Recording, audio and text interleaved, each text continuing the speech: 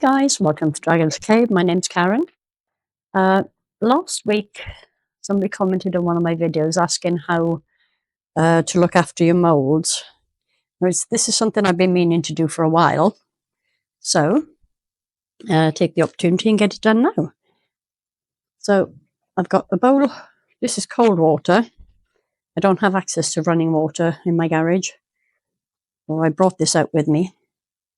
Now, you want some washing up liquid, but you don't want to overdo it because it'll leave a sticky residue on your moulds after you wash them. Boil the kettle. So you only want this to be lukewarm.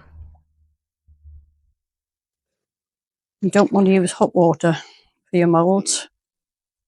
So make sure that the washing up liquid is mixed in. Got a couple of moulds here that need wash. So this one needs washing because it was used with eco resin, and that does leave kind of a dull film on it. You need to be very careful not to scratch your moulds. So what I like to do is, in the detail, I just use a soft brush into the nooks and crannies that you can't actually easily reach. Now I know it's under the lip in this one.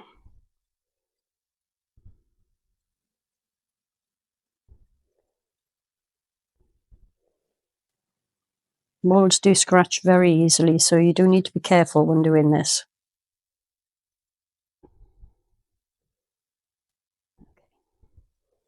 So that's the easy part done. Now, put that to one side while I put this down. So the best thing to do is let them dry naturally. Don't wipe them with anything. If you do have to wipe, make sure you're using a very soft cloth. I actually sometimes use these little cotton pads, but you're very gentle with them. Don't rub hard. Oh, and I recommend you don't do this at all with inter-resin handmade crystal type molds. I don't have any of those, so they do have specific cleaning instructions. So follow the instructions you get with those molds and not what I'm doing now, because I don't think it's the same thing at all. So I'm just going to pop that on a bit of kitchen roll there to drain off. Now I've also got this frog mold. The inside of the mold isn't too bad, but it did leave quite a bit of powder on the edges. So this powder is particularly difficult to get off. It's the metallic powders. They are very, very difficult to remove. So in this case, I'm probably going to have to add a little more washing up liquid.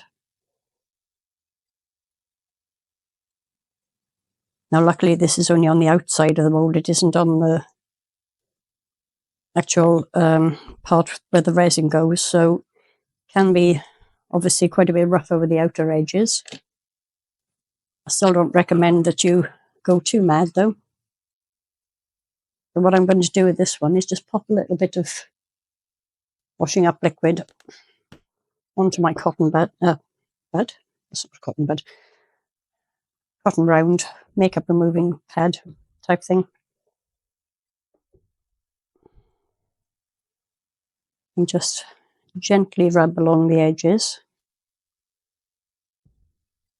Now, obviously, because you're using a lot more washing up liquid, you do need to make sure that you rinse this very carefully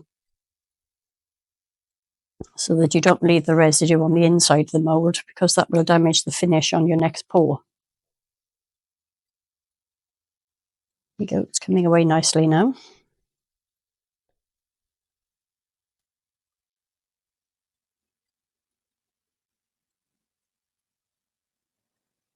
Can be a little bit time consuming, but it is worth it if you want to maintain your molds. They do last longer if you look after them.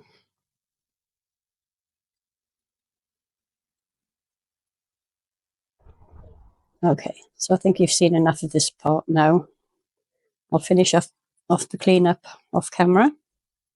I completely missed a bit there. I need a little more washing up liquid on that.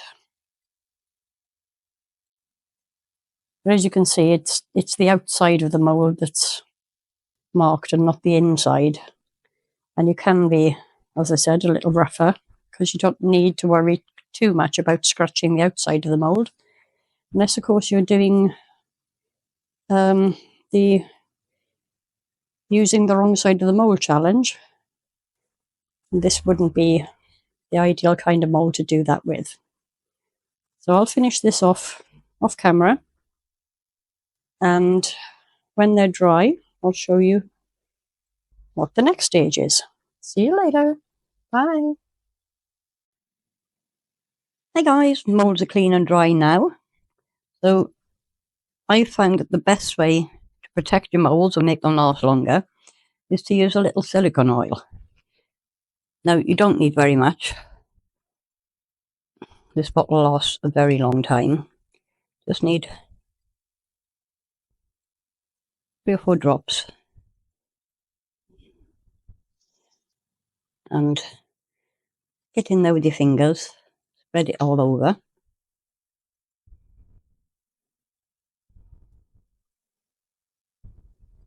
This helps keep the flexibility of the moulds. Okay, well, a mould this shape is not the easiest one to get covered. With a little perseverance. Slide your finger into each of the dents in there.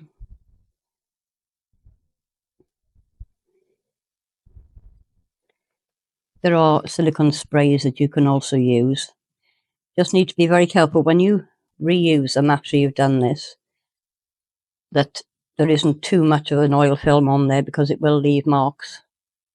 But it should, theoretically, I've found anyway, if it's left for any length of time, it'll eventually dissipate.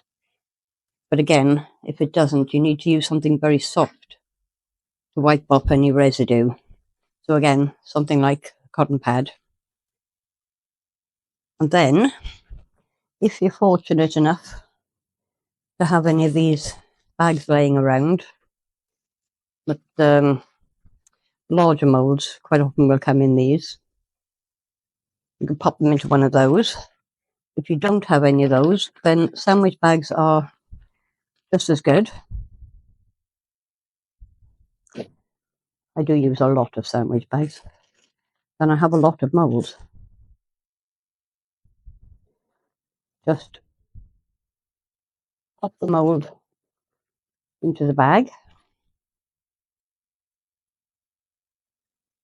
The one thing I have noticed living in Spain is that the more your moulds are exposed to UV light, or sunlight, or if you use them with UV resin, the quicker they will deteriorate. So once I've got them in these, I then will pop them into a plastic tote, and I kind of organise my moulds as best I can, or when my daughter does. So like flat moulds, try to make sure that they're not actually bent or deformed in any way when they're packed away, and they will last quite a bit longer. So I have a large number of plastic totes, which I can't, let me see if I can get my camera down to show you. So here are my totes with you can see they're written on to say what's in them, mostly.